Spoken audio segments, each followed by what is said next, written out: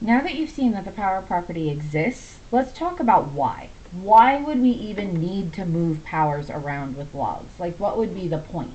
Right now, it probably just feels like a little exercise in gymnastics, like a little flip that you can do, and it's a cool trick, but nothing else.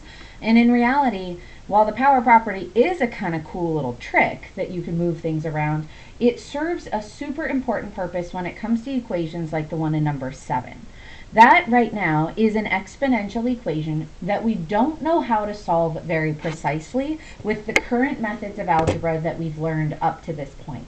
We can definitely predict what x would be, but we have to recognize right off the bat that x is not going to be a very nice number. It's definitely not an integer, because 2 to the power of 4, 2 to the power of 5, 2 to the power of 6, 2 to the power of 7, no matter what number you put in for x, if you stick with only integers, you're going to end up with even answers. And 25 is not an even number. It's not a power of 2 at all. So you can definitely tell that this would be a situation for which another method would be needed, because guessing and checking numbers sounds kind of tedious, and any other sort of algebra just wouldn't work. Like, I can't divide the 2 to get x by itself because x is an exponent. 2 isn't multiplying the x, 2 is exponentiating it. So there's no way that I can get rid of the 2 algebraically right now with the current methods of algebra that I know. That's why the power property actually comes in handy. So, just to kind of summarize so far, we know that we can predict or guess what x is, but only up to a certain point.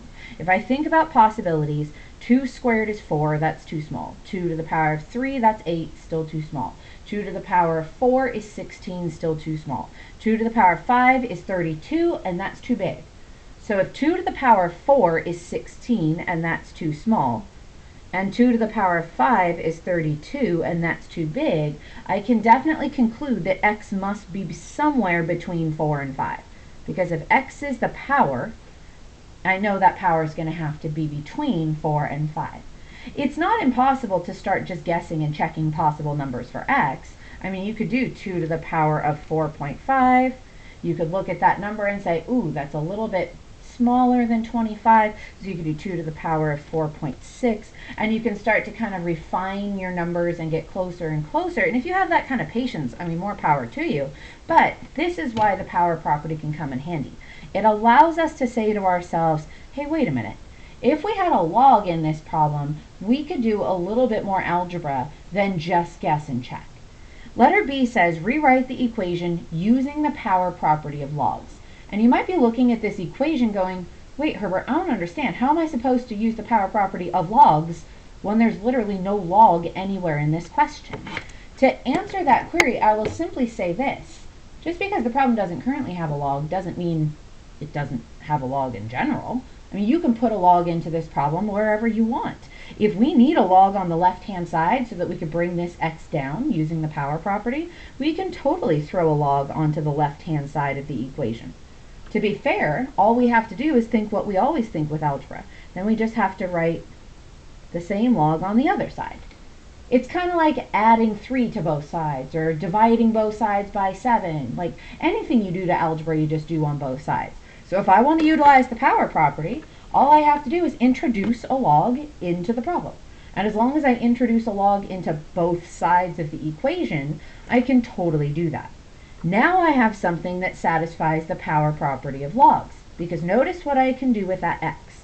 I can bring it down to the front and make it multiply, just like the power property always does. I'll have x times log 2, and then equals log 25 is going to stay untouched. That didn't have a power, and even though I could write 25 with the power, I'm not going to bother right now, just because I want to focus on this. X times log 2 equals log 25. X is now just multiplying something. This is where my algebra brain kicks in, because I'm like, hey, wait a minute. If I want to get x by itself, and it's just multiplying something, I can get rid of that thing. Because I know an algebraic tool for getting rid of things that multiply. If I want to get rid of things that multiply, I just need to divide them. So I'm going to divide both sides by the thing that is multiplying. In other words, I'm going to divide both sides by log 2. Now this looks crazy, but bear with me here. If I multiplied and then divided the same thing, log 2 seems abstract, but in general, we're at least multiplying and dividing the same thing. They're canceling each other out. Then that means x is definitely by itself. And if x is by itself, now it's equal to log 25 over log 2, which doesn't look like much, but take a quick look at what would happen if I type that into a calculator. You can use any calculator for this calculation. It doesn't have to be a graphing calculator, so use whatever calculator you have access to if you can. Log 25, but then I'll close the parentheses because technically the calculator wants one part at a time, divided by log 2, close the parentheses, gives me an answer of 4.644 if I round that to 3 decimal places, which is pretty standard for AP. And for those of us going on to AP, this might be a good practice to start now. 4.644 is just about rounded as far as we need to go. But take a look. Remember how we said in letter A, the solution to x is between 4 and 5? Well, we just got an answer that was definitely between 4 and 5. 4.644 is definitely in that range. And more importantly, take a look at what would happen if I do this. If I do 2 to the power of 4.644, I get really close to the 25 that the original problem wanted in the first place. So that is why logs can be so helpful. We didn't have to guess and check potential answers to finally narrow it down to 4.644. That would have taken quite a while, especially to get that amount of precision. That would have taken a really long time. And yet, it gave me exactly what I needed. In fact, if I didn't round and did 4 to the power of 4 and I copied the whole decimal here, 64385 619. The decimal actually keeps going even further. The calculator just cuts it off because it runs out of display space. But notice how precise is that. It gave us perfectly the answer we were looking for. So the benefit of logs is that you can get ultra precision without having to do a whole lot of extra work. I mean, don't get me wrong, it's not easy to recognize that we're using the power property yet, and with practice, hopefully that will get a little bit easier.